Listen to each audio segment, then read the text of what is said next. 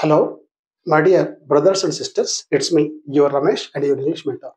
Let's do some practice for competitive examinations and develop our skills. There is a question on the board. Let's see what it is. Competitive exam series పోటీ పరీక్షలకై తయారు చేయబడిన ప్రశ్న చూద్దాం. Question the moon dash bracket లో appear ఉందమ్మా at night. The moon dash bracket లో appear at night. So instruction ఏముంది? What is the instruction they?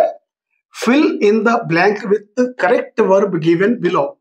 అంటే ఈ బ్లాంక్ లో ఈ బ్రాకెట్ లో ఇచ్చిన వర్బ్ ఏదైతే ఉందో దాని కరెక్ట్ ఫామ్ వర్బ్ ఫామ్ కింద ఇచ్చాము, దాన్ని యూజ్ చేయండి. ఏ వర్బ్ వస్తుంది మరి దాంట్లో?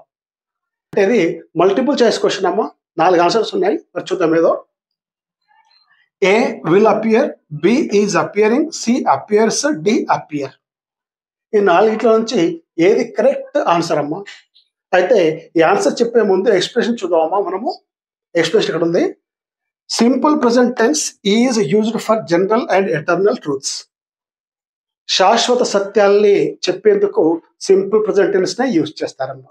మరి సింపుల్ ప్రెజెంట్ టెన్స్ అంటే మరి ఇక్కడ ఏ వర్బ్ రావాలమ్మా? ఇక్కడ మరి ఇక్కడ రావాల్సిన వర్బ్, ఎందుకంటే the moon A third person అమ్మా. ద మూన్ ఏంటి ఇక్కడ? Third person. So the correct verb is appears. ఇదమ్మా ఆన్సర్ వచ్చి సి.